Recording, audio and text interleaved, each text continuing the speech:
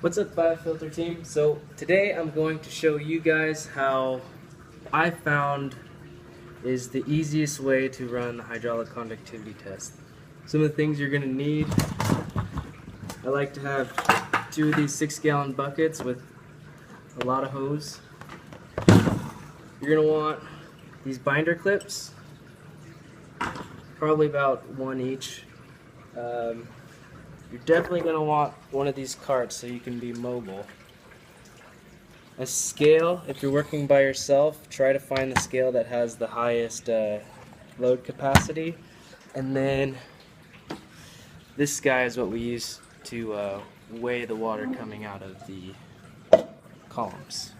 So some of the other stuff you're going to need are these guys.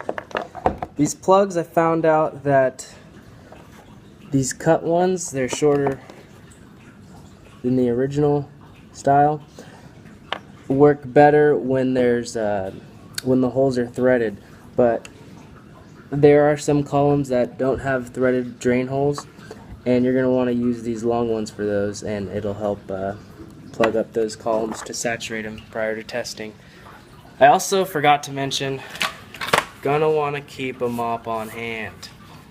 Also maybe a few sponges. It does get a little wet in this lab, that's for sure. And then you're gonna want to have a couple of the 2-liter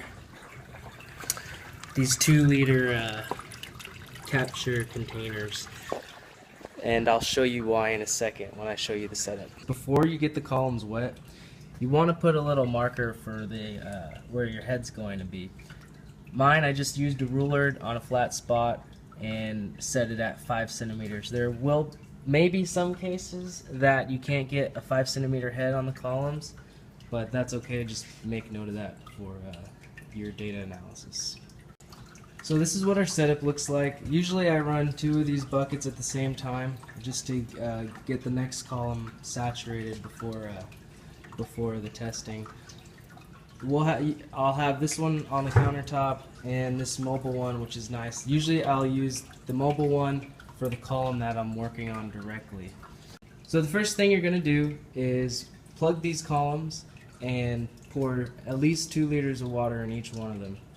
I like to at least get a whole rack saturated that I know I'm going to test that day, and it just helps the discharge values reach steady state faster.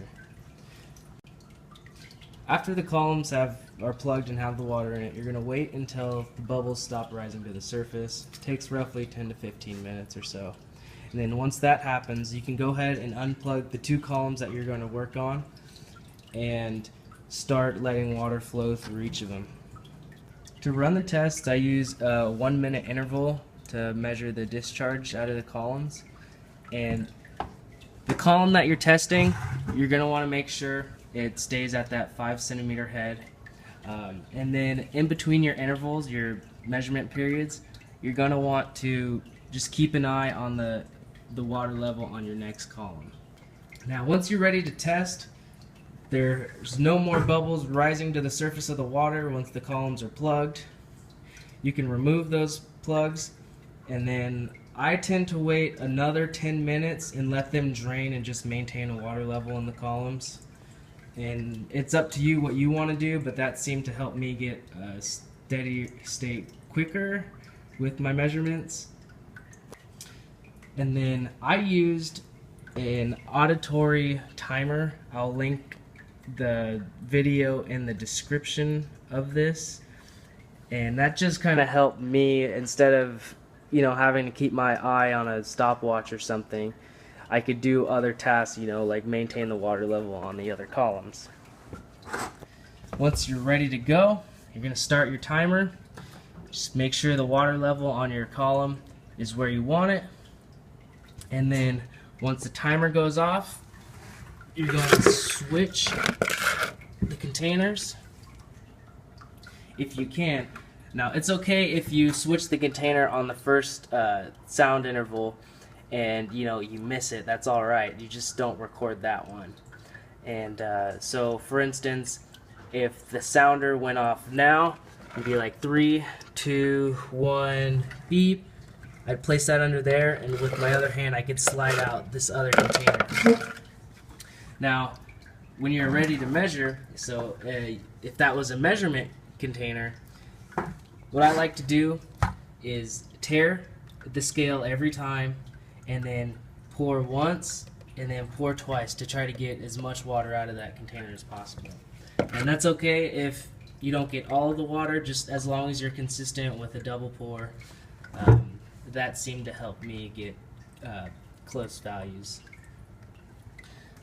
So once you have your water in this container and you've already got it weighed, you got it written down, you go ahead and dump into your waste container.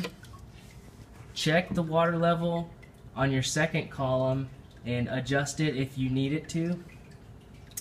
Add more water or slow down the flow.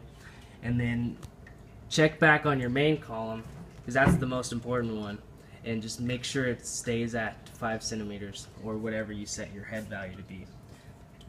You'll probably get a little bit of trouble with columns that flow quickly. You just have to make sure you keep your head up and keep checking each of the columns. It gets strenuous at times, but you can do it. I know you can. So once you're done testing that column, you can take a break, get reorganized, and move your water supply to another column. And then you can go ahead and repeat the process again until you're done with all of these columns, the rest of the columns. If you have help, it shouldn't take too long, but if you're by yourself, it gets kind of painful. So I definitely recommend having some music or something to entertain you and keep your mind busy, I guess you can say. But yeah, I'm really grateful that I had this opportunity to work on this project, and you guys are going to have a lot of fun. Thank you. Bye.